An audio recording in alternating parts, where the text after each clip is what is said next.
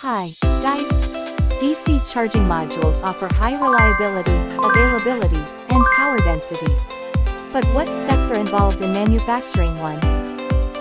We employ random and full inspection methods to ensure the accuracy and quality of all materials, strong anti-vibration capabilities and a low rate of defective solder joints.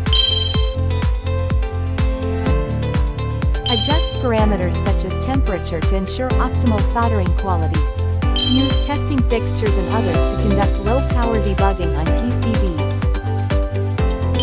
Effectively prevent damage from moisture, dust, vibration, and chemicals.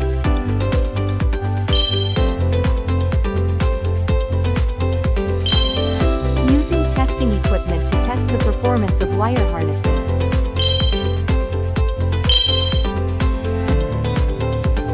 After assembly, we conduct multiple tests to ensure the safety of the charging module.